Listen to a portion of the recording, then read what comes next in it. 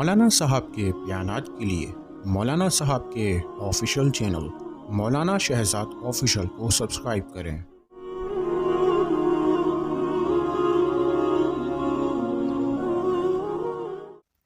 رسول اللہ صلی اللہ علیہ وسلم نے ارشاد فرمایا کہ جو شخص مغرب اور عشاء کے درمیان میں یا دن کے کسی بھی حصے کے اندر سورہ واقعہ کا اہتمام کرتا ہے تو کبھی بھی اس پر فاقہ نہیں آئے گا، کبھی بھی غربت اس کی طرف متوجہ نہیں ہوگی، کبھی بھی فقر و فاقہ اس کی طرف نہیں آ سکتا۔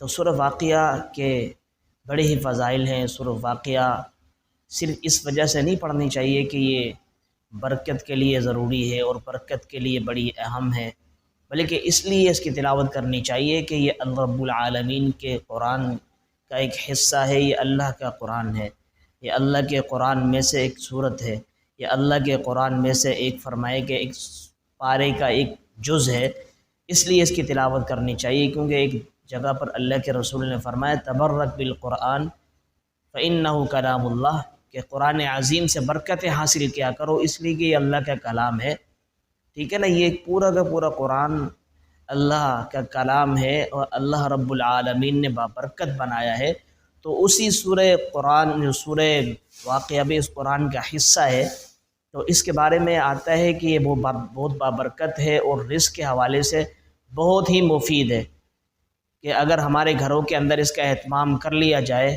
ہماری گھروں کے اندر بچیاں، ہماری بہنیں، ہماری مائیں اور خود مرد حضرات اپنے گھروں کے اندر اس سورہ واقعہ کا اہتمام کریں گے تو انشاءاللہ العزیز جو رزق کے اندر ہمیں کمی نظر آتی ہے، جو ہمارے حالات کے اندر غربت نظر آتی ہے، فقر و فاقہ کا سامنا کرنا پڑتا ہے، تو انشاءاللہ العزیز اس سے ہم سب کی جان چھوٹ جائے گی۔ تو ایک واقعہ لکھا ہے، روایت میں آتا ہے کہ ایک مرتبہ حضرت عبداللہ ابن مسعود رضی اللہ تعالی عنہ بیمار تھے، نزاع کا وقت تھا، تو حضرت عثمان غنی رضی اللہ عنہ ان کی عیادت کے لیے تشریف لے گئے۔ حضرت عثمان غنی رضی اللہ عنہ نے ان سے ارشاد فرمایا کہ ماذا تشتکی، کہ آپ کو کیا ہوا؟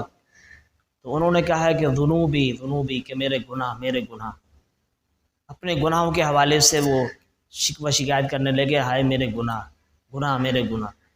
تو حضرت عثمان غنی رضی اللہ تعالی عنہ نے فرمایا کہ ماذا تشتکی، تو آپ کیا چاہتے ہیں؟ تو وہ کہنے لگے کہ رحمت ربی، کہ اپنے رب کی رحمت چاہتا ہوں کہ اللہ رب العالمین رحمت فرما دے، آسانی فرما دے۔ تو حضرت نے کہا اچھا، حضرت نے کہا کہ طبیب کو میں بلاؤں، طبیب کو دکھاؤں، تو ڈاکٹر کو دکھاؤں؟ انہوں نے کہا کہ نہیں، طبیب کو فرمائے کہ میں دکھا چکا ہوں۔ تو تب کہا کہ طبیب نے کیا کہا؟ کہ طبیب نے کہا فعال لما یرید۔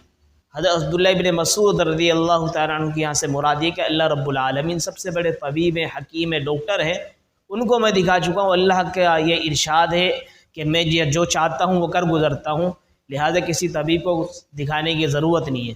تو حضرت عثمان غنی رضی اللہ عنہ نے فرمایا کہ بھئی ایسے کرتا ہوں کہ میں بیت المال سے آپ کو کچھ سامان لا کر دیتا ہوں، کچھ آپ کو پیسے لا کر دیتا ہوں۔ تو حضرت عثمان غنی رضی اللہ تعالیٰ عنہ نے ارشاد فرمایا، تو حضرت عبداللہ ابن مسعود نے جواب کیا فرمایا؟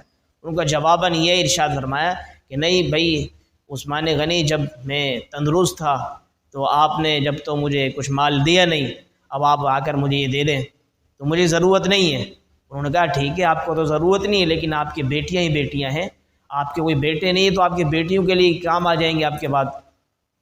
حضرت عبداللہ ابن مسعود رضی اللہ تعالیٰ عنہ نے ایک تاریخی جملہ ارشاد فرمایا، کیا فرمایا؟